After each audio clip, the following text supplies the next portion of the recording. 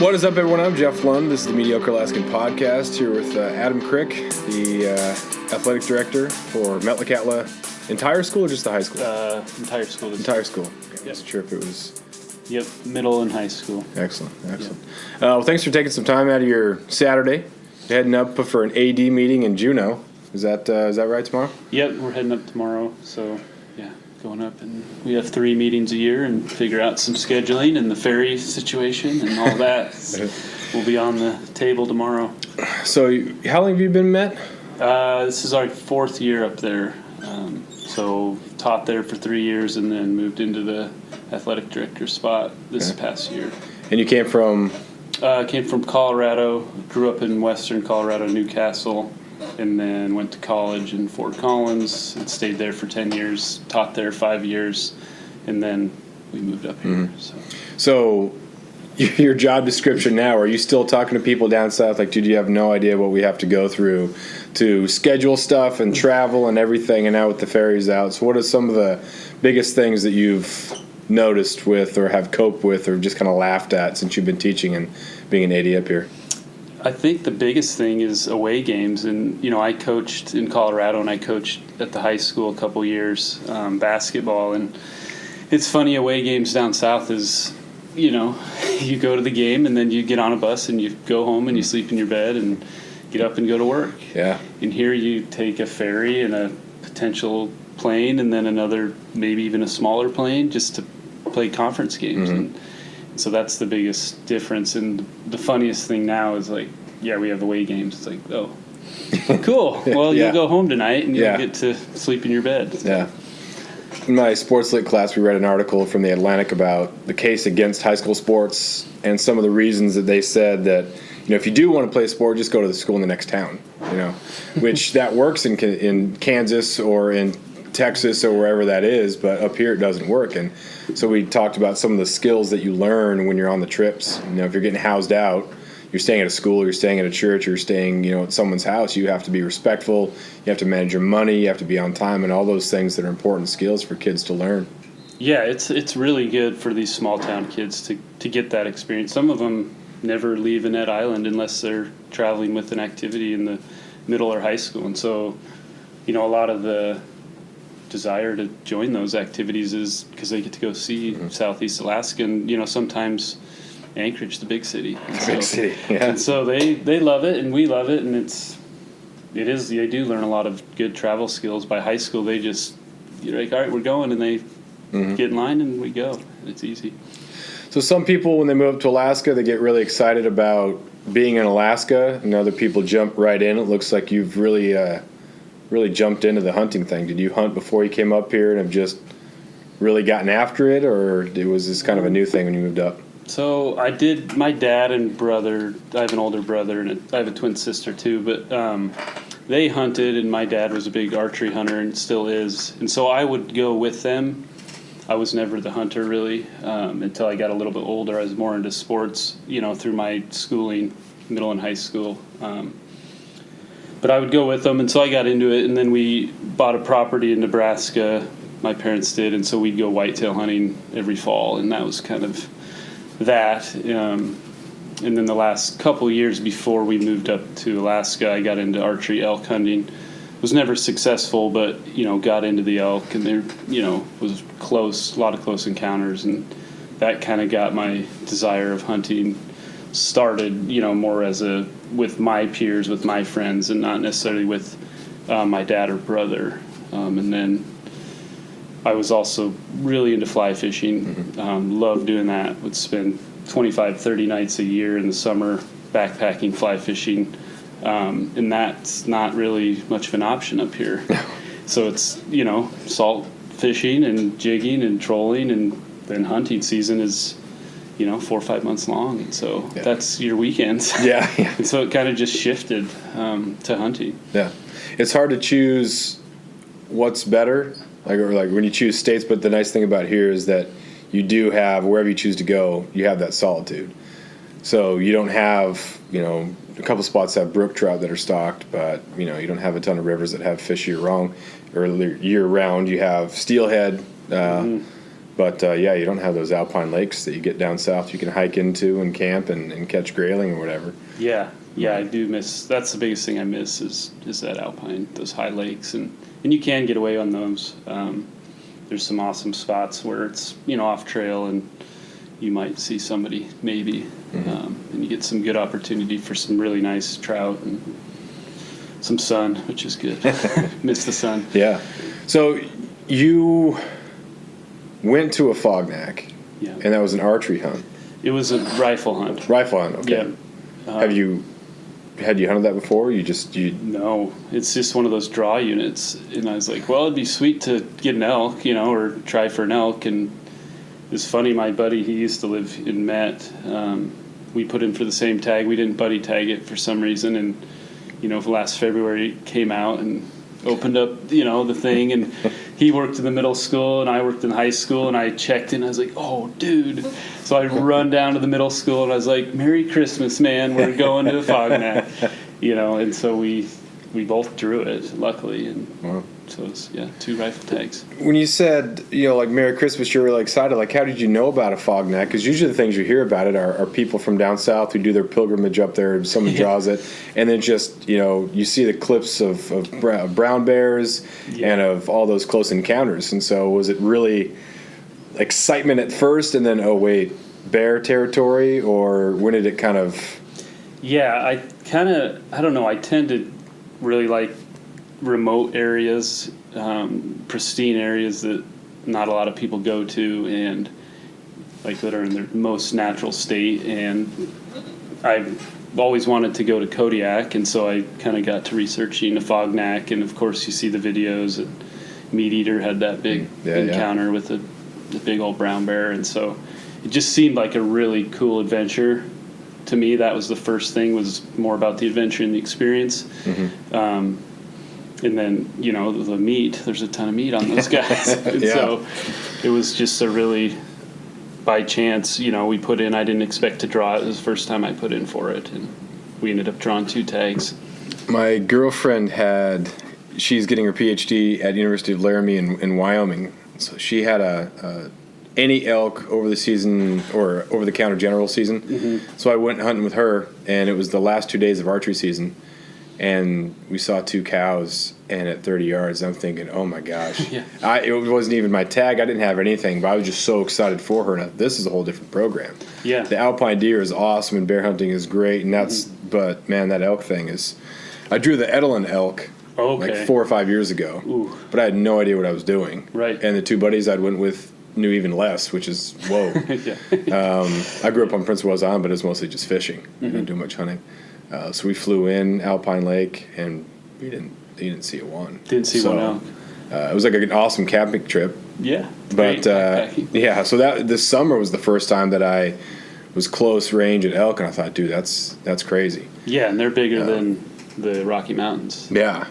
So we're looking at Onyx here. I know it doesn't translate well. So you fly in, and the terrain, it just looks like a whole bunch of, you got like lowlands, and you got some sharp peaks. Like, is the terrain easy to hike up and around, or what's the program here? No, from the air it looks really nice and rolly and short grass, and that's not the case once you get on the ground. There's a ton of salmonberry, ton of alders. Yeah. There are these nice big pine stands that kind of run up the mountains. There's these veins of those, and those tend to be dirt underneath them. Yeah. And so we figured that out, and we're using those to kind of get around a little bit easier. Yeah. There's, even around here in Southeast, you get up in the Alpine, and sometimes you have some of that grass that you think it looks like it's maybe shin deep, but ends up being waist deep, and it's really hard to tell. So what are you going through? Did you glass for a couple days? What was the program to? Well, you can't really scout it unless you got a lot of time and a lot of money. Mm-hmm. You can't be like, hey, let's go scout one weekend on Afognak Island. I called up there a bunch to their pilots. We used Andrew Airways, and so I'd call them and be like, hey, do you have some recommendations? Mm-hmm. And they gave me to the biologist there, and I called him, left some voicemails, didn't hear back. And then I ran into some guys on the way up in Sitka. We were staying over, and they had hunted a lot on Kodiak, and he put me in touch with a guy that flew the Grizzly Man, or the... Oh, geez. So he Timothy Treadwell? Yeah, Treadway? he was the guy that flew him in and went to pick him up. Oh, geez. And so I actually talked to him on the phone and was like, hey, what do you recommend? And, he gave us some ideas. But you kind of just... The pilots have some areas, some lakes that they can drop you, and you can kind of swing over and see what you see, and then, good luck. So how long did it take you to see your first elk? Well, we were on the way in, and we saw one in the plane. Well, we saw a bull. He's like, all right, here's kind of where we're going to drop you, start looking for elk. And then my brother-in-law, he came. He's like, oh, there's an elk, and it was a bull up on this ridge. And then we kind of swung around the lake that we were going to land in, and then we saw another group of probably 10 or 12. Couldn't tell what they were. And they were, a mile from the lake, and we're like, oh, yes. I was like, let's drop it. He's like, do you want to swing around? I'm like, nope, let's do it. Let's go down. And it looked like, I was like, oh, we're going to go glass them tonight. We'll go shoot them tomorrow. Yeah. It'll be, that's not the case. No. So, when was this? What time of year? So it was early October. So it's September 25th to October 8th is the season. And we went up September 30th. So nights are starting to get kind of long right around then. So was that a tough night where you saw stuff and then it gets dark and you just wait and hoping that they're still going to be there? Did you sleep at all? We flew in. So we flew into Anchorage Sunday night late. Then we caught the 7 a.m. to Kodiak Monday, and they flew us in Monday morning at like 10 or so. And it's about a 30, 45-minute flight. It's on a big beaver.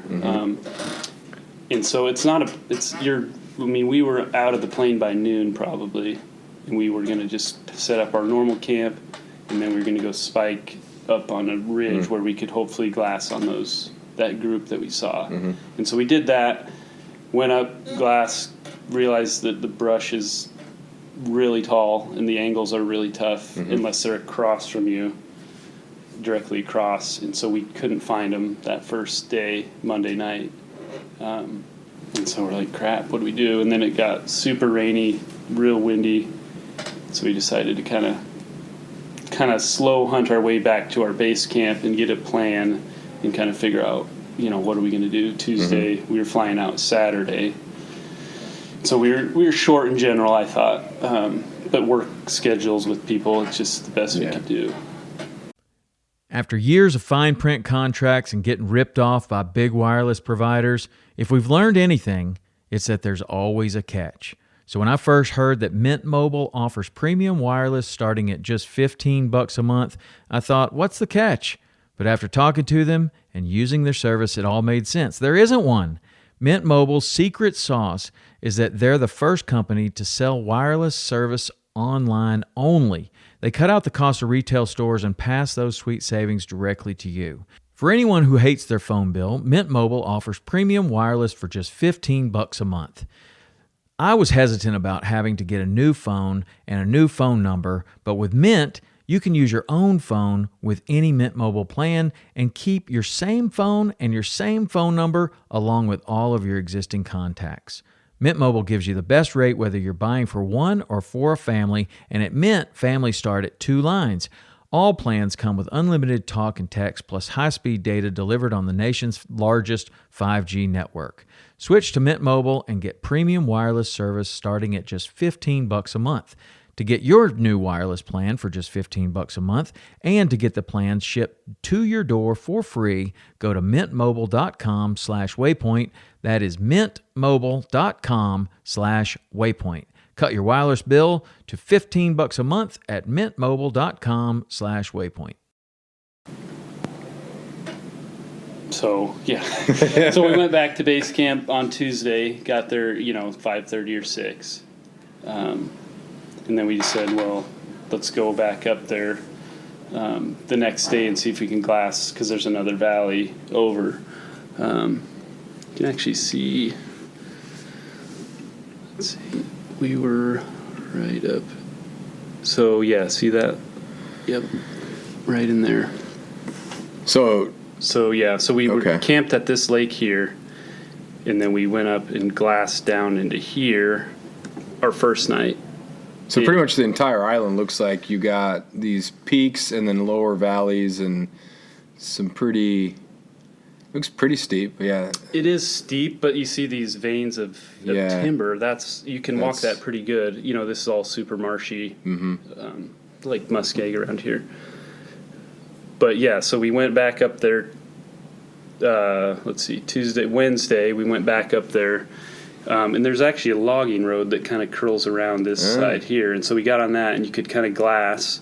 And we ended up seeing a big old herd of elk way over here across this finger inlet of the ocean. We mapped it out, and it'd be about 12 miles one way Oh, geez. to get up on these elk, these 1,000-pound elk. And so we're like, crap, And I really did think hard about that. We hunted that day. We got super lucky on weather. We're like, God, we get back to base camp, and like, God, should we go for it? And just try to get picked up over here somewhere. And we decided not to. And so that put us at Thursday. So Thursday we kind of had a slow morning, and we decided we were going to go up right behind our camp. There's a big ridge, and we saw the lone bull farther down on that ridge. We thought, we might see him, and we could go. Somebody could shoot him. And so we went up the ridge behind. We just followed this timber vein up. It was really steep, but you could walk, and it wasn't like there were some parts where you're ripping through salmonberry and alder and all that stuff that we're used to down here.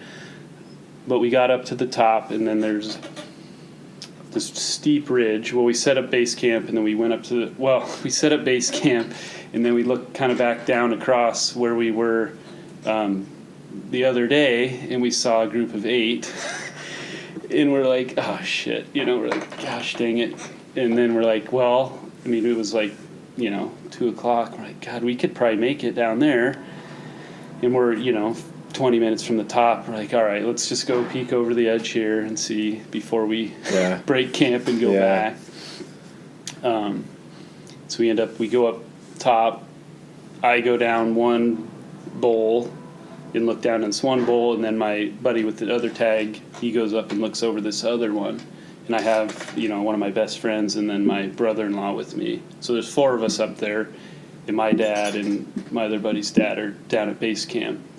And so I didn't see anything in the bowl I was at, and then my other buddy with the tag, he looks over, and then he like ducks, and he turns around and he gives the 7 sign. Nice.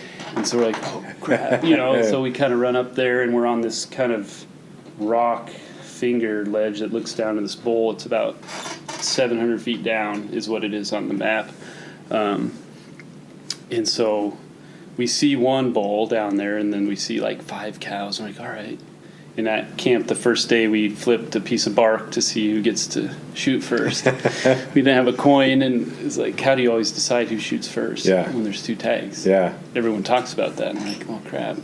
Yeah. And I'm not somebody that's like, oh, I'm going to shoot first. I would rather just, it's experience. Whoever wants to shoot. But we flipped for it, and I won. And so there's this bull down there, and you can glass them, and, they're about 400 yards where we were.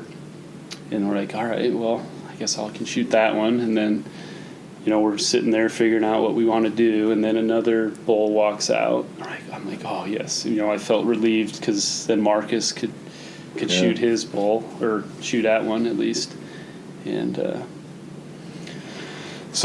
we were about 400 yards, and I just glassed the one I was going to shoot.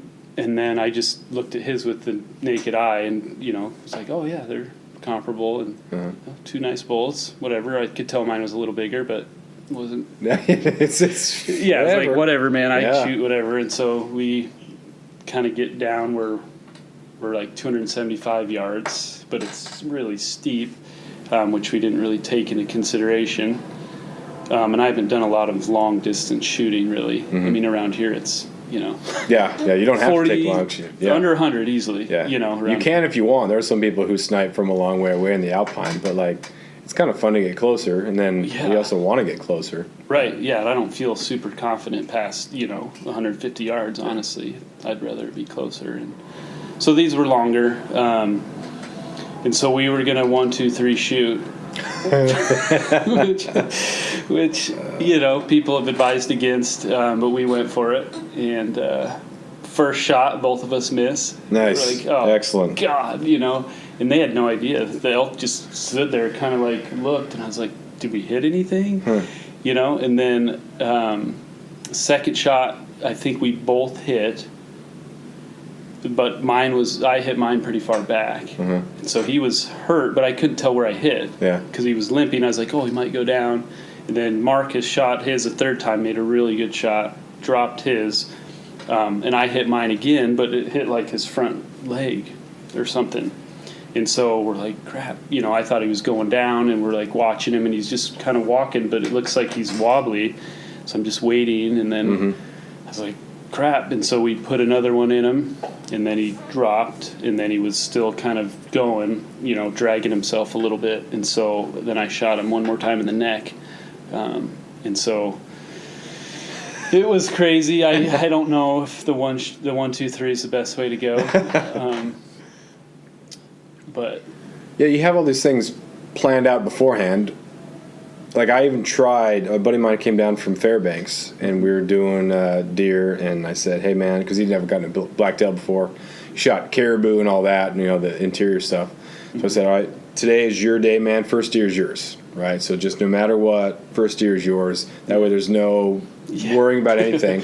And then it was me that was leading, and we camped pretty high on the mountain, and we were going up and over this ridge. And I said, just make sure you look over the ridge. Sometimes there's deer right in here. But I was leading, and so I walk, and I just see this nice, wide, at least 3x standing right there, and I just hit the deck. I'm like, it's right here. And then when he snuck to the edge and looked over, it was already gone, but it was like 25 yards. I'm like, dude, if he was going to shoot, I should have had him lead. What are we doing? So you the logic is, okay, this is the plan, let's do it. But then you do something that just totally doesn't make sense. But so you got it, and that's good. Yeah, so we got them both down, and so I had only, like I said, I only glassed mine and knew it was a nice one, and Marcus's looked comparable, and we went up. They were both in this basin it was grass, and so the alpine is kind of grassy, and so you could walk pretty easily. So we walked down. We walked by Marcus's, and our plan was to get mine cleaned up because it had gone a little bit down further. And the first thing you shoot one on Afognak Island, you think, well, here's some bears coming in. And we took, a lot of shots. And so, we're thinking, God, here they come. And so, luckily, it's super sunny out. Really nice day. We shot them at maybe 3:30 or 4. And so we probably had, I think, about 3.5 hours, and then it would start to get dark. And so we're like, all right, let's get going. So we went by Marcus's. We were going to get mine cleaned up, move it up to where his was, and then work on his. So we went by Marcus's, saw it. It's like, oh, it's a nice bull. And then we went up to mine, and I was like, God, just a really gorgeous, mature, probably 7 or 8 year old bull. The bases were, just massive. Those Roosevelts have just crazy big mass, and super dark horns with just white tips on it. And I was like, gosh, sorry, man. I felt kind of bad. I was like, geez. Well, hey, you won the bark draw, so that's okay, you can't that's do the anything new wrong thing. with that. Flipping bark. Yeah. Yeah. How long did it take you to butcher them and get them back? And actually, butchering first. How long did it take to? Butchering was probably about. So there was 3 of us butchering, and then one guy had a shotgun and was just making noise. Patrolling. He was the bear guy. And so there was 3 of us working, and it took probably about an hour and a half to get mine cleaned up, bagged up, and then brought up to the other one. And then the other one was, about the same. And so we had them, so about, 3 hours for 2 of them. Mm-hmm. It's 3 guys working continuously, helping each other. I have a picture, and my brother-in-law is standing, fully extending with a leg that's still attached, to to the elk. I mean, you get up there and you're just like, this is like literally a cow. Like, no wonder, it's just like giant.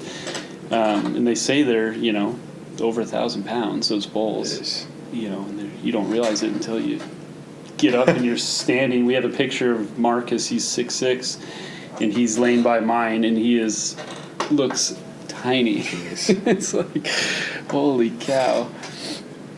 So how long did it take to get back to your camp or the lake? Did you head right back to the camp or lake? Yeah, we were going to go to the camp. So what we did was we brought all the meat up and the heads, and we stashed them up on the rock, the very top of that ridge. There's rocks. There was no trees unless we went down a ways, and it was windy up there, and we thought it'll cool the meat. And we left the carcasses, down, and we thought, okay, well, we can survive a night, and they'll hopefully have 2 elk carcasses. Those bears should have plenty of food to leave our stuff alone, which they were, and it was fine. And so we stashed it all there. It took 2 trips each, really heavy packs, those quarters. We weighed one of them, the hind quarters boned out, was like 78 pounds or something. Jeez. Yeah, and I can't remember if that was a bigger one or the smaller one, but yeah, so you think there's a lot of meat, and the heads are huge. And what kind of pack do you run? I have a Kafaru. I bought off of a buddy, a used one, and I've been pretty happy with that. It's the Nomad, the first Nomad. Yeah, I have some buddies that have Kafaru, and they love them.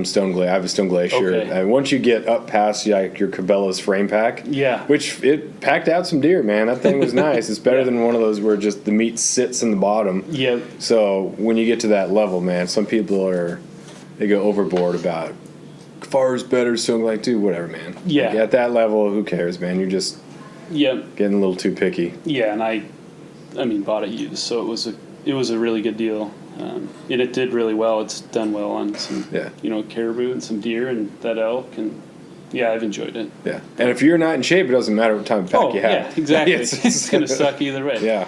Yeah, if you're not in shape, it's not going to be good. But so we got it up there, and then we went back down to our camp. We were in our tent by 9, and all the meat stashed. Nice. And so it really wasn't a terrible night.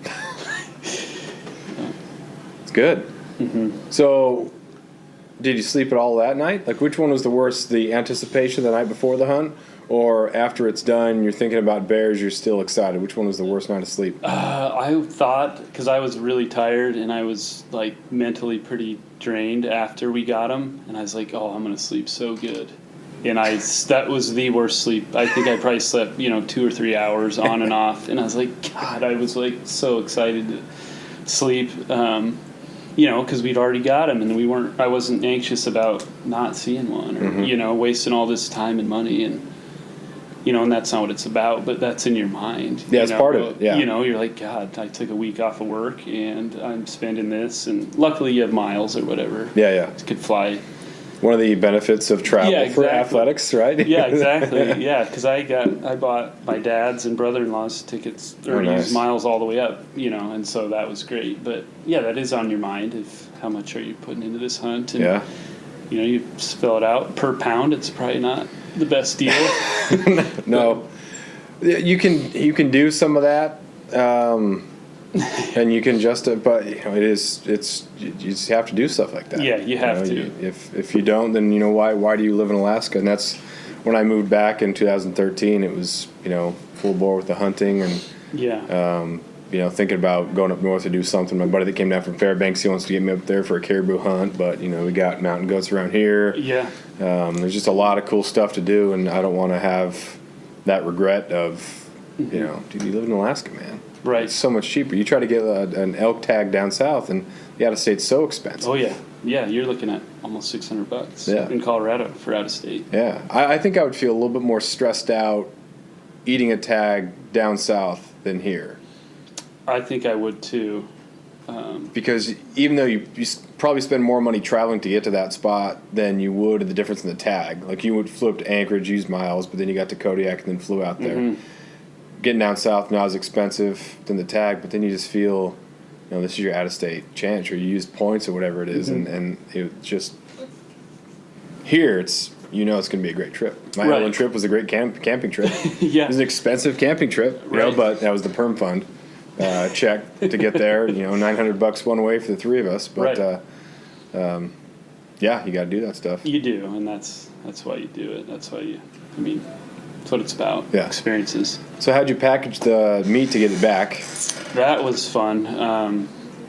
So we got it Thursday, packed it down, or took a few trips down, 2 trips down, and I have an inReach, and so I was like, hey, we got 2 elk down, like any chance you can come get us today, which was Friday. Mm-hmm. He's like, yeah, you might be able to come get a load tonight. And I was like, oh, cool, because we flew out Saturday night late, and so we haul ass, get all our stuff down there.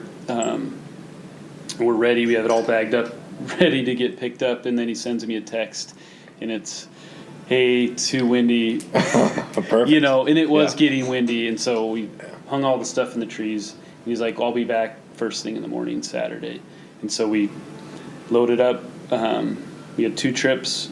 And so we got back to town. They have an awesome walk-in freezer. And so they helped us. Well, they have fish boxes too, and so we just bought fish boxes. Perfect. We just loaded it up. They have a scale right there. We did, 49 pounds in each box. How many boxes? God, it was over boned out. It was like 500 and something pounds, 550, and so we each. I think I took like 160. Marcus took 150, and then we kind of divvied out. Each one took a box or 2. Mm-hmm. It was probably, I think it was like 10 or 11 boxes is what it ended up being. Nice. Which is kind of cool, Absolutely. You think you take home 1 fish box at Christmas, back, and then this is like, and it's like, all right, this is cool. Yeah. Well, it's funny, you see in the airports during the summer, the people who are leaving, and they're just kind of looking around like, as you're stacking the boxes. No, man.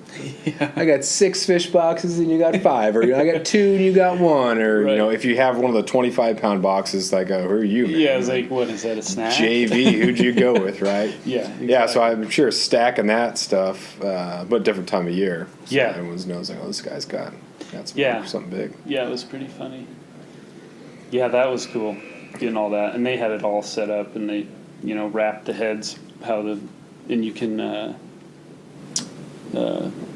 ship them down or whatever cargo for it's like $43 to get my head down. Oh, nice.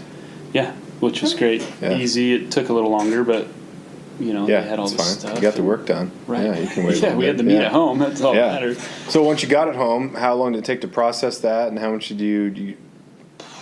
Yeah. Do you go like pepperoni and steaks and ground, or did you just go steaks, ground? We did steaks, ground, and then summer sausage. Oh, nice. Which was really good. It turned out really good. Yeah. I can't remember how many steaks. I steak as much as I can. I like steaks. Yeah. I had some when my girlfriend got a 5x5 elk. It was like 2 weeks after I was down there because for the general tag, it runs a lot longer, and so it was first you could hunt archery, and then it was rifle. So if you didn't fill archery, you could go. Yeah. Oh, I like that. Yeah. So if you're in state, like it's so much easier. Yeah, you have a long season to get one. Not as easy as here. Right. But as far as like you got 4 months, you can figure it out. Yeah. Unless you draw one of those, like the Edelman's a 2-week or whatever. But so she brought some elk up for Christmas, and it's just so good. Mm-hmm. It's just unbelievable. So we had some steak and we had some ground. I thought, man, I got to get one of these. But I was shocked how good it was. I mean, the blacktail's really good, and this was like a big blacktail. They're eating the same stuff essentially, and it's like, geez, it's really lean. It's been really good. We're eating on that, which is great. Yeah. How much of a dent have you put into it? We gave some away, and we've eaten maybe a third of it, probably. Nice.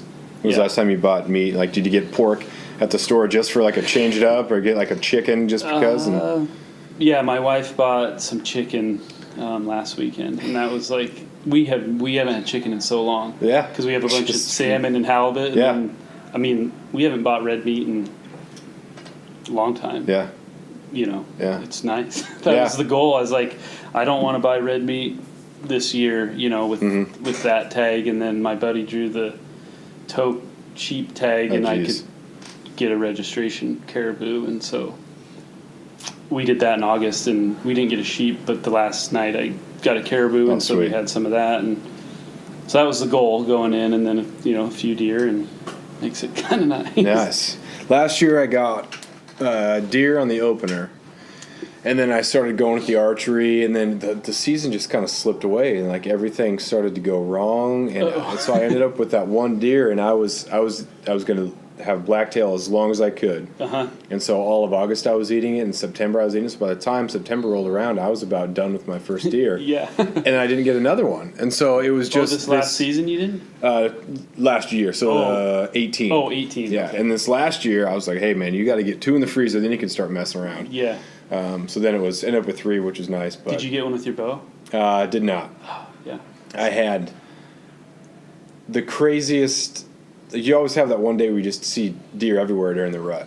Like it usually doesn't happen, but there was that one day where you see 2 or 3, and I was about 20 yards from one. Oh boy. I was coming down this pathway, and it was quiet, and like the trails just kind of converged, and they just kind of fed toward me. And as I was walking, and I just stopped, I saw the doe, and then the buck just kept feeding toward me. Had no idea I was there. Had its head down. I was, oh my gosh, it was just antlers everywhere. And then I drew. It was behind a tree, and it walked almost totally where it needed to be, and then it just looked and then spooked, and I was at draw, and I just started shaking and let down. And then I saw another one. Same day? Same day, Oh, about God. 45 minutes later, and then I didn't get a shot on that one either, so I'm just kind of going crazy, just like, dude, this is insane. This is insane. 2 nice bucks with the bow, couldn't make it happen. So I ended up not getting the 4th one, but Yeah. it's just a different. If you see it at close range with a rifle, it's done. Yeah, and that's the case this year. Every one I could have shot with a bow. Like literally, the first one I shot, stopped at like 20 yards. Like grabbed my rifle, he runs to like 30, stops. Yeah. The other one was at like 15, and then like 20, and I was like, God. Yeah. So I'm gonna start shooting my bow and maybe get a couple like you did, and try to start having some fun. Try to do that. But because I've only been hunting since 2013, you learn things. You listen to the podcast or you listen to people tell you stuff, but it's really when you see it with your own eyes that you start to kind of figure out, okay, this is what I need to do. And just that idea of there's a huge difference between kind of bumping a deer and totally spooking it. Mm-hmm. And I had one where it saw me and it got up and it kind of walked away, but then you just stay quiet and wait a little bit and you stay with it. A lot of times they don't go much further. Mm-hmm. They're not totally spooked. They don't run off. And so that was understanding, knowing that, okay, I didn't just totally ruin this thing. Right. He might still be there. Let's stay focused. Let's not get too frustrated. Mm-hmm. It makes it a lot of fun. Oh, it's gotten in my blood. Yeah, because first 2 years up here, I went like twice the first year in September, and I didn't know anything and didn't see anything. And then the next year I went a lot and did not see one buck. And then, 2 years ago I got one in the Alpine and then a nicer one. And then this last year I, had a lot more encounters. And it's just, everyone's like, yeah, just call and sit at a muskeg and call. And I'm like, all right. And, nothing happens. Yeah. And then finally this year, like some come in and it's like, oh, but none were in the muskeg. Yeah. Your podcast on the muskeg was hilarious because I was like, I have that same exact thought. Like, do they like muskeg? Yeah. Or you can just see? Or, it's like, what is happening? Yeah. Well, and I've seen some people, when you hunt with people and their idea of what the muskeg is, they're on the edge of the muskeg, but they're still in like the timber brush. Mm-hmm. Other people like get out and sit in the middle. And you're just like, dude, what? No. So that was kind of my idea, that you just walk through the muskegs on the edges, but they can see, but like that, your approach to the muskeg was so, you kind of figure that out and think, oh, okay, this is what I need to do. Yeah. Because you're still hunting the muskeg, but you're including the edges, and your approach to it can be so important to it. So, but, some people, they fill in the gaps in their brain, and so it makes total sense to them, and their program is filling in the gaps. So you just hear hunt the muskeg, Right. and it's way different than what you end up doing or should Yeah. do. But Yeah. Yeah. It's just interesting. so what's the next hunt? I'm still doing black. I'm going to try to get a goat this year. Yeah, that's- I'm not going to draw it. I tell you that I don't have that sort of luck. Yeah. But so I'm going to try to do one of the over-the-counter ones here. Just bought a boat, so I'm going to try I to. saw that. Yeah, Yeah, I just dropped the boat off Yeah. to get tuned up. yeah. Yeah. Yeah, I think my number one, if I don't draw a sheep tag, which I probably won't, is going to be a goat. We went up 2 years ago and got a goat and a buck Nice. on a draw or a registration around here, and so that's going to be high on the list. Yeah, I went up a couple years ago with a buddy. Who I was just packing meat, and it's just so sweet. If you could draw that, man, it's just it's, yeah, 006. yeah, Yeah. Yeah. It's so nice. Every You just sort through. You're looking Really? at it. It's so easy to get to too. You just got that nice trail that goes up. Yeah. I mean, it's not even. It's crazy. What's a trail? No. Yeah, there's no. That's the other thing up here. It's like there are no trails. Yeah. It's like you want to go to the Alpine. Well, you got Yeah. You get on a Hours game of- trail, but the deer's goal or the game's goal is not to get to the Alpine. It's just to kind of go around. And so it starts up, and then it just, takes that left and runs parallel, and then it just kind of evaporates, and then, yeah, it's a mess. it is. Yeah, I think that's high on my list. Yeah. We'll see what. I mean, I put in for some other stuff, but we'll Yeah. see. Yeah. I don't want to run into the problem of drawing something that I can't end up doing. Limited days off. I'm looking at spending the whole thing. I put in for an elk down in archery elk down in Wyoming. Okay. So if I don't draw that, I'll probably. Wyoming does it where you find out your elk results before you have to put in for like mule deer, which is nice. You don't have to. And they don't do license and tag. If you get the tag, you then get the license with it. So it's not a separate thing. So the money is sitting in their account right now. Then you get it reimbursed if you don't draw it, which then you can put towards something else if you want. So you're not just spending $1,000 on potential tags and seeing what you get. Right. So if I don't draw that, I'll maybe try to put in for an antelope or. But. Yeah. Or Yeah, that takes the whole week, So if you put in for another elk, I don't have the week to be able to do both. Yeah. So. Yeah. Are you building up points in Wyoming or? Yeah, I bought. I'm on. If I don't draw it this year, you can pay for the second one. You used to be able to get. I guess if you didn't draw it, you got a point. But now, if you don't draw it, you have to buy a point for like $50 or something like that. That's how Colorado is or was when I left. Yeah. Put in and then you don't get it. You just pay the $40 or whatever it is. It's amazing how many times I've been told how it works, and I'm like, okay, I think I got it. But Well, there's A and B, and then sections, and then there's groups, and there's different types of hunts. This is a type 6 hunt, which is a reduced cow and elk, which is different than the general season, which only the residents can get. And that you can hunt at archery if you want, but it's just complicated. yeah. And if you're not a resident, you can't hunt the wilderness. But if you're hunting with someone who is a resident, then you can hunt the wilderness. Really? Yeah. Huh. That's interesting. Yeah. The interesting part was that my girlfriend drew a mule deer tag, and so we were hunting the wilderness. We kind of wanted that because where we were hunting was near Colorado. So if anybody who drew it from Colorado came up, we figured, if we're in a place, we don't mind hiking. So just get away from the ATVs and everything. And yet people were driving the ATVs in the wilderness. Really? Yeah, See, that stuff drives me nuts. It's crazy. And I get so much more tense down south when I see people than up here.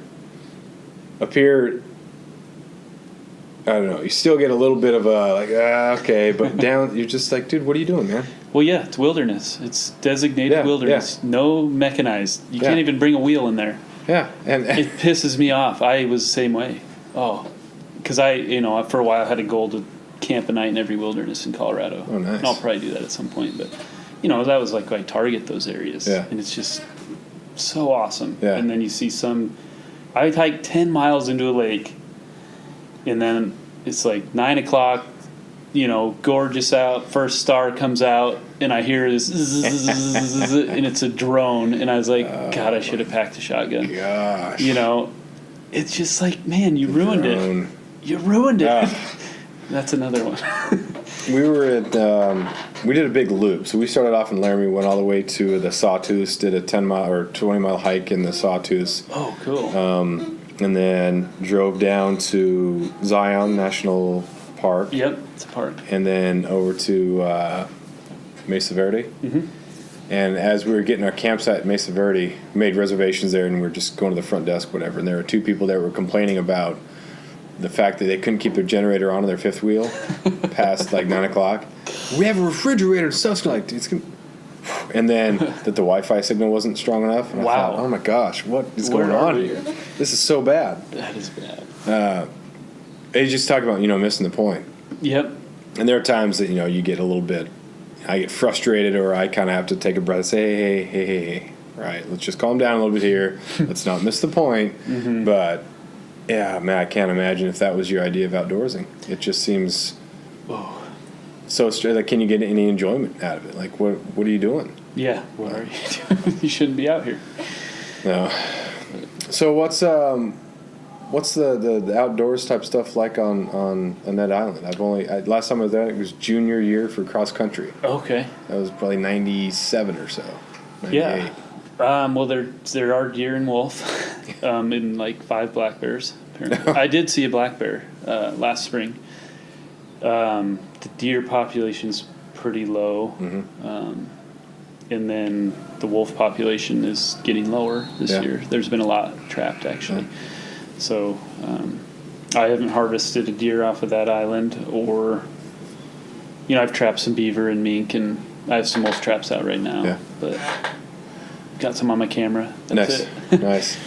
Is it a matter of a lack of access that kind of makes it difficult to hunt deer over there? Some people they drive around a lot and don't see deer, and so they think, well, there's not a whole lot of deer.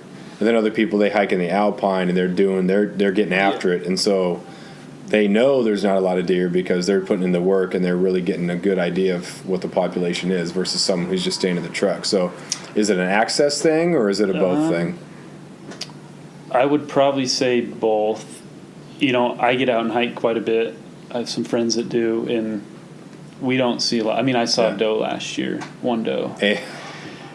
During the season, I'll see some stuff in the spring when they're like kind of transitioning down or whatever. But yeah, so I don't. Yeah. I think there's some poaching, which is everywhere. There's like on Prince of Wales, there's 4 guys that police that. I mean, I wouldn't even know how many people poach. Yeah.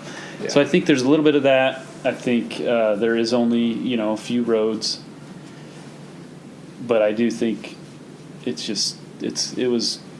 had some bad years, and they put in a new road. I don't know. You might have been here when they did that out to the new ferry terminal. Yeah, and I think that hurt the deer because then people could drive that road. Yeah. And so I think that was part of it. Yeah. It's always the argument about Prince of Wales is it the easy deer populations are gone, or is it that more people are hunting it, or what is it? Obviously there is some poaching, and people know people who do who poach, and but like you said, there's no way you can police it. No, that and that's just the roads, and you have people that can come over from Ketchikan, and that's one of the arguments is that it's the Ketchikan people that are killing all the deer, but a lot of the Ketchikan people are taking their own boats over and they're hunting the east side of the island where there's no roads to. So how do you really know? And then it's impossible to police that. Yeah. But yeah, just as outdoors as hunters, we just beat our own so much. Yep. It's someone else's fault. I don't know if it is what it is here. I can't imagine what it's like down south, and just that frenetic pace of always, I got this tag and there's going to be so many other people out there, and it's going to be crazy. I drew a tag when I lived in California. I drew a tag, and there was 30,000 other tags in that area. 30,000? Yeah, and the success rate was 8%. How many? What was it? This is absolutely deer. Deer is like an area that was Prince of Wales size-ish or something like that. How is there this many tags? It's not even. This is stupid. This is ridiculous. Wow. That's tags. Yeah, And then I went around. There's just people everywhere, and I saw 2 does that were just running for their lives. Yeah, But was it either uh, sex or? No, it was just bucks. Okay. But it was crazy. Mm-hmm. Yeah, I can't. I can't hunt like that. No. So. Is that population going down on Prince of Wales? Is that what they think, or? I'm not sure. The easy ones are gone. Some people say that there's plenty of bucks left. Some people, they sort through a lot of bucks and say, it's taken me a long time to get my bucks, and by that they mean 4 points. Right. They got 4 points, or they're proxy hunting for people, and there's legit proxy hunt, for the elders or it's elders or like 65 or older, or disabled, something like that. But I do think there's some. I'm using someone else's tag, my friend's tag. I'm proxy hunting for them, which is that's not how you're supposed to use it. But yeah, from what I've heard, some people who are a little bit more on the objective side have said, it's not what it was, but it's still pretty healthy. If you're willing to do the work, if you want to drive around and try to get a 4 point, it's probably not going to happen as much anymore. The roads have been so improved over there. There's a lot more pavement. Okay. A lot of those nice, fresh, or 2 or 3 year old clear cuts have now grown in. So your sweet spot, it hasn't been ruined. It's just grown up. So trying to find those newer spots, the easy spots. But I didn't hunt it last year. You didn't go over at all? No. You'd alpine around here? Yeah. Yeah. And, it's fun, especially over here because you don't have that same. You don't feel like you have to shoot a 4 point. Over there, it's like, wait, you shot a fork? You went all the way up into Alpine to shoot a fork? And people complain about that. Like, I got up there, saw 11 forkies, but if I'm going to do this much work, I'm not going to shoot a fork. Well, if you're going up twice, you're doing twice the work. Yeah. Right. So coming down with meat. Yeah. So just not having that. I'd happily shoot a fork. Yeah. Here, you come back, it's no problem at all. Yeah. Like that. The day I pass a fork, I wonder how many bucks I will have had to harvest. Yeah. Well, in the year that I only got one last year, 2018, I'd gotten 4 the year before, and so I thought I was cool. I thought I had arrived as a hunter, right? Come on, sponsor me type. Man, I was such a tool. But I wasn't out of control, but it's just that you start to think that you got things figured out, right? And then as soon as you think you have that figured out, and you just get a little humbled. Yeah. But I was settling for bigger deer and sort through a little bit, and so I got that one, and then that was it for the rest of the year. Yeah. But I know it's weird because I found some carcasses and heads out at the dump. Bucks like forks. I was like, why cut the head off and was gonna make some rattles, and it's like the day I throw out a head with antlers, like what would that have to be for me? You know? It's just like I think they're so cool anyway, but it's just like God, that guy must have shot 50, 100 deer probably. Yeah. Where you're just checking a small fork out. Yeah. You lose that. There were a couple spikes that I've seen that have been kind of small. And a couple of times I've passed because it was early in the season still. I thought, if I do shoot every buck that I see, I don't want to jinx it, but, I'm going to be out of tags pretty quick. Yeah. Potentially. If you just have that, if it's a buck, I'm going to shoot it, and there's some small little guys. They're like, well, maybe not. Yeah, I've passed spikes. I usually pass spikes. Yeah, but they just give them a chance a little bit. And I've read or I've heard that you need to get them out of the gene pool, that they can't become a fork. And then I've read something else that said that's not the case. And so I don't know. People are like, see a spike, shoot it, get it out of the gene pool. Spin your tag on that little. Like, it's for me it's meat, but at the same time, like that's a young buck. Like I'm gonna let that one. But I'll shoot a fork. It's I don't know what the difference is. I guess. That would be interesting. Now, if you had like a real biologist and they could explain, I guess because I didn't know any otherwise, I figured that it would like spike and then fork and then maybe get bigger as it goes. But if a spike was just a spike and wasn't going to do much big else. Spikes. Yeah. That are not, whatever. Yeah. 4 months old or 8 months old. When they have to start, if you're seeing it in August, they're getting closer to being done with that. But if you do see a Yeah. spike and like hard horned spike. yeah. Yeah, they were hard horned. Yeah. And some you're like, you look through the scope and you're like, oh, it's a doe, and then you look and you see like they're like pinky size. Yeah. And I like, saw oh, one that it was like centered in the middle. It was like, dude, it's a unicorn. I'm like, dude, it can't is. shoot that, right? But yeah. Yeah, it's just interesting. I don't know. Yeah. What else you got, man? You got plans for the summer? You staying up here? I know when I was growing up, we went back down to Colorado for the summers to visit with grandparents, and so people kind of thought we were crazy that we'd leave Alaska when it was great, but Yeah. we'd be up here until probably mid-June, and then we'd come back in August, so down there for about a month and a half. Yeah, that's kind of our plan, is to leave in June and then come back for hunting. But I got a bunch of lakes I like to hit for high alpine stuff in Wyoming and Colorado, and get my fly fishing. Yeah. done. You been up to the Bighorns? Yeah. That place is awesome. Oh, could not speak higher of a place. It's so weird. I just get so used to driving up, and then you get to like the pass, and then you drop down to the other side. Mm-hmm. But the Bighorns, you get up to the top, and then it's like rolling, like basin. This is weird. And then you get to the other side, and you can see like straight down. Like, this is crazy. What's going on here? Yeah. But yeah, the cutthroat fishing on some of those lakes up there, and I found a grayling lake. Man, that's found a grayling lake? Yeah. Oh, cool. There's there's some awesome places up there. yeah, it was awesome. That's on the list.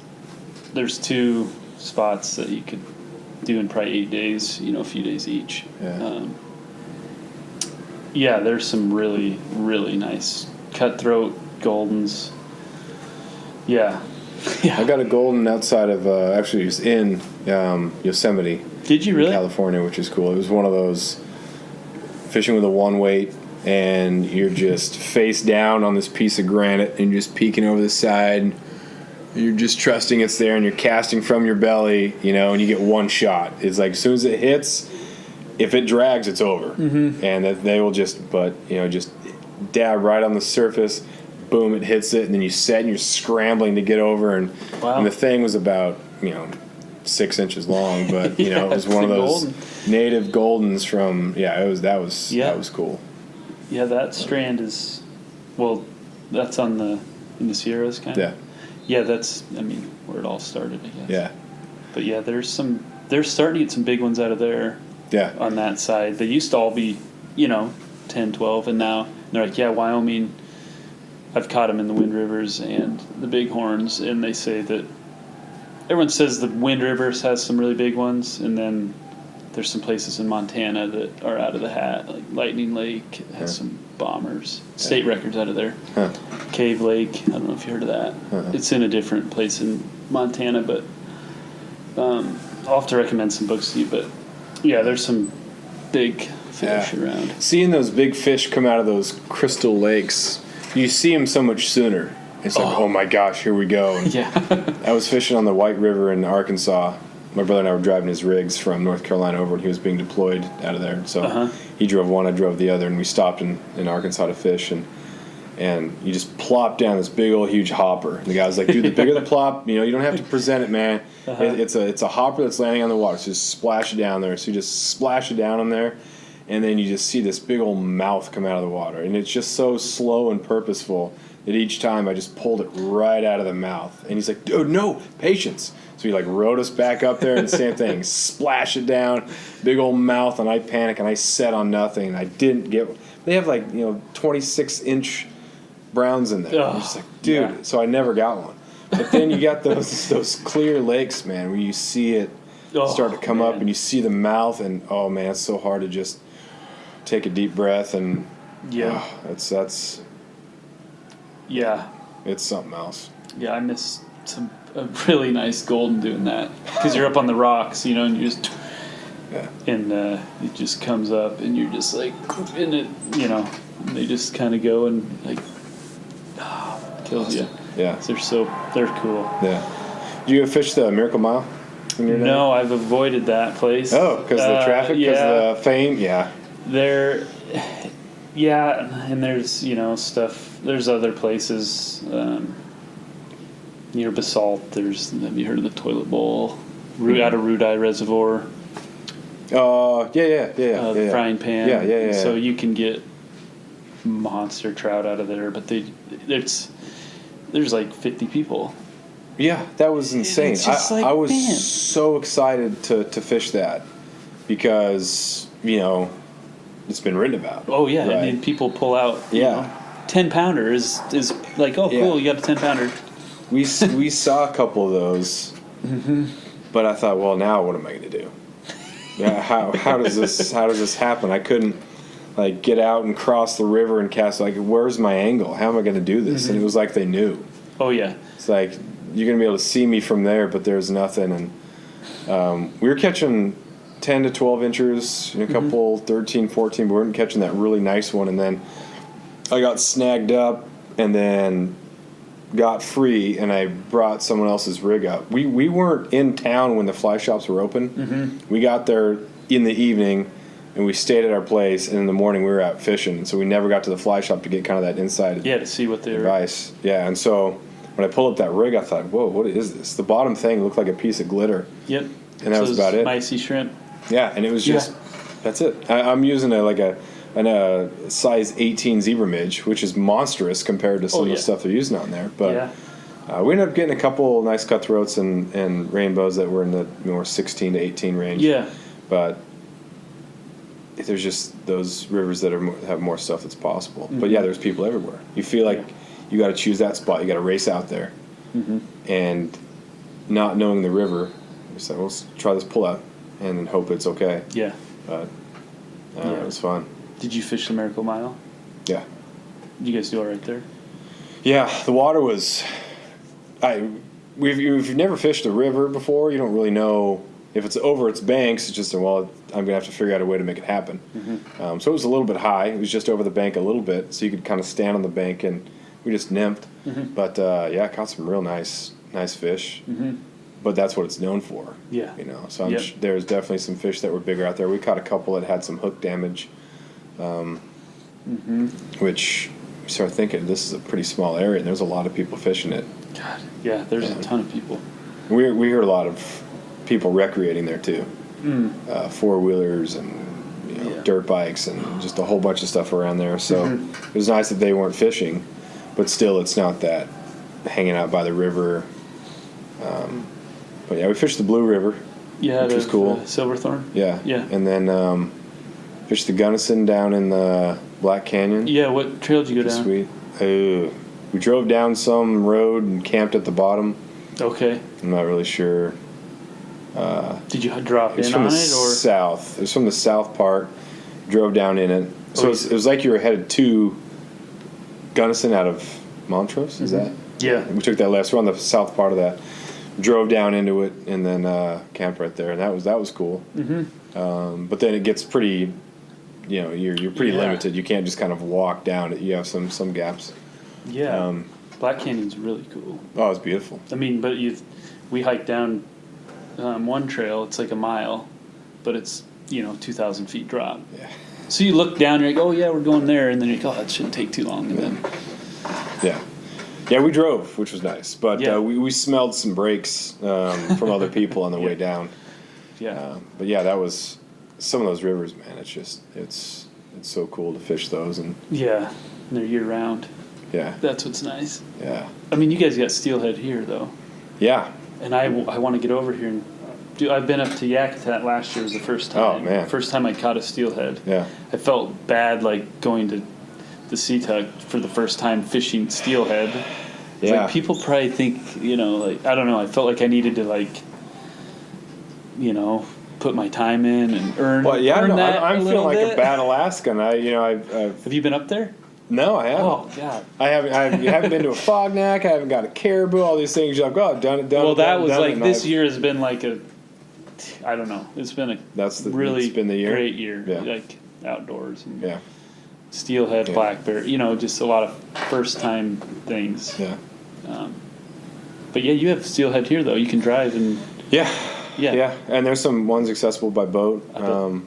There's a couple of spots over on Prince of Wales, and some of the creeks that are pretty small. Really, you wouldn't think that they would hold steelhead, but the water comes up for long enough, they get up there, they do their thing, and then they're out a lot quicker than you would think. But so what are you waiting for? Like when you go, like, are you looking for clear water or like a big rain, or I like big rain as it's kind of dropping. as the tide's dropping? As the water's dropping. Okay. So kind of if it gets blown out, I kind of like when it's blown out, because then as it's dropping, then you tend to get some stuff. But as long as it's warmer, there are a couple times I've been out and the water's been in pretty good shape. It's just been so cold that it didn't seem like it was fishing real well. Okay. But, have you caught some this year already? I got one on the January 1st. Oh, cool. It's a nice bright one, and it had been about the same. It was that the water was up because of some rain, and then as it was dropping, they'd kind of come in. But Well, how many hours per fish would you say? Yeah, it really depends, because I'm one of those guys who doesn't hit it every day for an hour. So some people are out there every day and they get fish. I'm not really. I kind of go when I'm feeling good about it, because something you can drive to here, you're going to see other people, and I don't really want that. no. I don't. So yeah, it's yeah. I was fishing there, and I was with my girlfriend, and I let her kind of go. There's just pretty much one run on this place, and that's where everyone fishes, but no one was there. And so she drops in, and we're fishing down to the spot that we want to get to. Right? If you just go right to that spot, you're splash around, just swing, take a step, swing, quiet, and get down to that spot.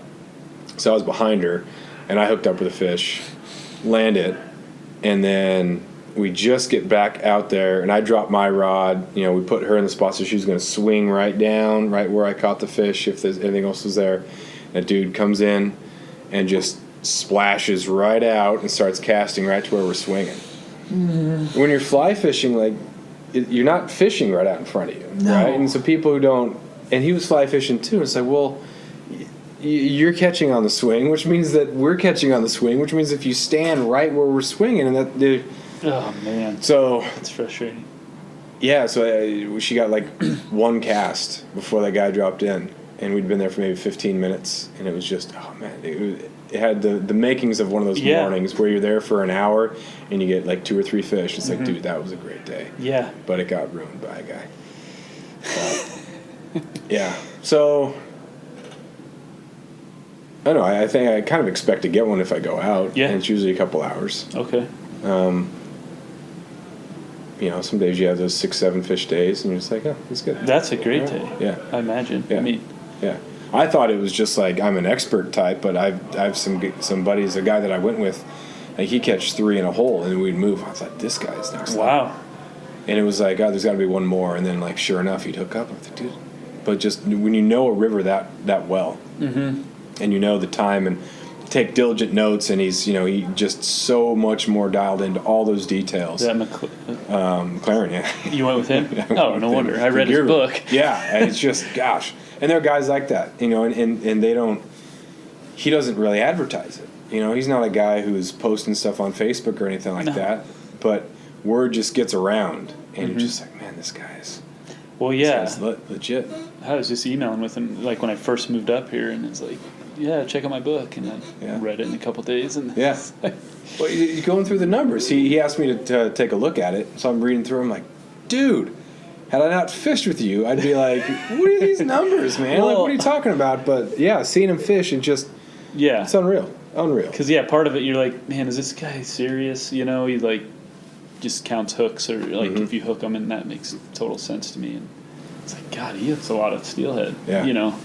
Yeah, I guess it was crazy. It was crazy, and that's just being, people are really good. It's almost like they can sense the hook coming, or right when it's going to happen, and so they don't miss those really light hook sets. So we think it could be, you want to be tinking on the bottom, you can sense that it's going to be a fish rather than a tink, and so he's ready to set on those things. You just wonder, how often you're missing that because you're not in tuned, and just knowing the river enough and well enough to where this is the part of the swing, this foot section of it is where it's going to happen, rather than I've cast it, and at some point between here and when it dangles, it could happen here. But they got it down to if it's not here, it's there. So in the swing, they just got it dialed up. So God, Yeah, that's becoming an expert. That's what Yeah. it is. Yeah, and if you become a steelhead expert, that means you're putting a lot of time in, which is taking away from spring bear or it's taking away Yeah, from something. You exactly. can't. There are people who are good at a lot of stuff, but I have yet to meet like the absolute total expert. Like the guy who, like I have some buddies who are legit unbelievable hunters and wolf trappers and catch tons of steelhead. But I know like a steelhead fisherman who's better than him, right? So it's like, dude, like that guy is. Yeah. He'd be if you were like starting 5 Alaskan, like he'd be there, right? Yeah. But you need different parts each piece there. I'm coming off the bench JV team. You know, I'm 6th man JV. All right, I can do it, you know. But yeah, there's some of those guys out there who've just been doing it for so long, have so much time, and just. Yeah, how do you have time or how do you pick? I Yeah. mean, that's the problem and then you do something else and you're like, oh, God, that was sweet. And then you dive in and you get okay at it and have success. And then I don't know, that's my problem. Is too many hobbies. Yeah. Well, it's hard, too, when you're in hunting season. Like, there are times where I'm just like, why would I steelhead fish? Like, it's catch and release.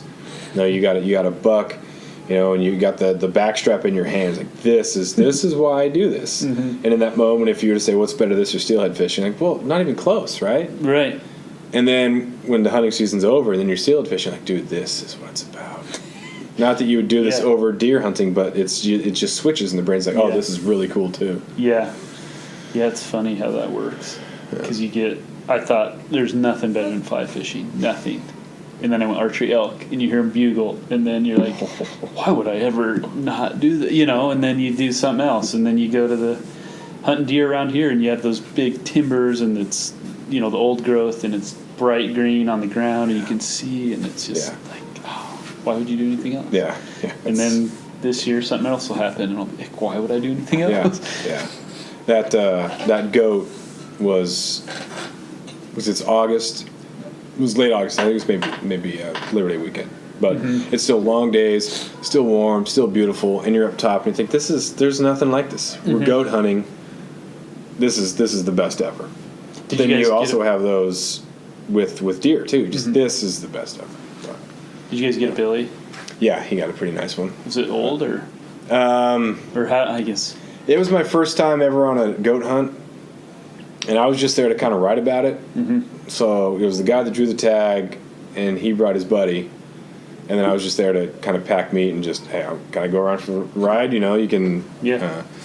But so just hearing them like through the spotting scope say, you know, that's your goat right there. Oh, is it big enough? And they're thinking, well, you know, it's probably about 9.5, maybe it's 10. You know, it could be 10, 10.5. I'm thinking, what? So I'm looking at it through the spotting scope. I'm thinking, from, you know, what is it, 600 yards or whatever, they're trying to figure out the difference between a 9.5 and a 10.5. Inch Inch, yeah. Okay. I'm thinking, dude, 1 inch over 600 yards. I thought that's just knowing what to look for. Yeah. And you with the bases, and then how it hooks back, and all those little things that you're dialed in. You know what to look for. Oh, see how thick the bases are? That's a good goat. Well, I don't have any frame of reference, without that, but. Yeah, they were happy with it, and so it was apparently things went well. What did that weigh?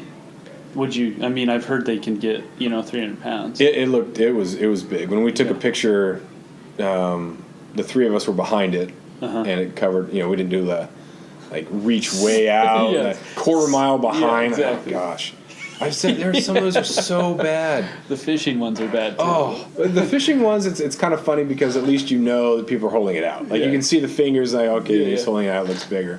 But with you have people that shoot blacktails that try to make it look like a mule deer. And you're like, dude, it's a blacktail. That's a great looking blacktail. Don't try to make it look like a mule deer. Right. And then same thing with mule deer, and it makes it look like an elk. Like it's not an elk. Like I know it's a beautiful. I'm so focused on the fact that you're trying to make it look monstrous that I'm now like, come on, guy. But elk can be that too because you stand behind it and you reach your arm out and grab the last little bit. But that's just me being jealous because I haven't got a mule deer and I haven't got an elk. Yeah. I can't even imagine what I would do if I. But I don't know. Yeah, maybe one of these days, one of these years. Yeah. But I do want to start off with a cow just to kind of work my way up to it. I was worried with my girlfriend because she'd only shot rabbits before in her life. Oh, and then she got a... And then she gets a 5x5 elk. Wow. And she said, well, I got an elk. Oh, great. And then I saw a picture. I'm like, what did you do? Like, that's huge. Yeah. But, wow, rabbit to bull. Yeah. Big step. Yeah. And so then at that point, I'd only killed one deer. So I thought, oh, boy. She's the provider in the relationship. I better get a deer or two now, at least to save face. Yeah. Yeah, yeah.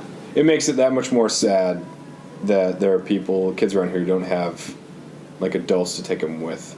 And there are kids who don't fish, and there are kids who don't hunt, and that's not required to have a good upbringing. But those types of things, if we live here, man, you have to live this life. Like it's not down south where you can't, right? This is part. It should be part of it. And the kids who don't have someone to take them out, man, that's sad. I'm sure you see that in Met. Yep. I see it here. I saw it in Prince of Wales. It's too bad that you have this wealth of real visceral experience opportunities, and kids don't get exposed to it. But. Yeah, I totally agree. Me and my buddy who I work with, we were talking about it like who hunts? Like in the high school, we're like trying to figure it out, and we're like, we count off a few kids. We're like, geez, last year we had, we don't have big class sizes, but when you're struggling to count kids that hunt, it's bad. And then we have a lot of people that fish, which is great. Yeah. But there's so many life values in hunting and harvesting, and seeing that whole process is just incredible, and it's fulfilling, and it makes you feel good, and it's like, man, we went and got this. Yeah.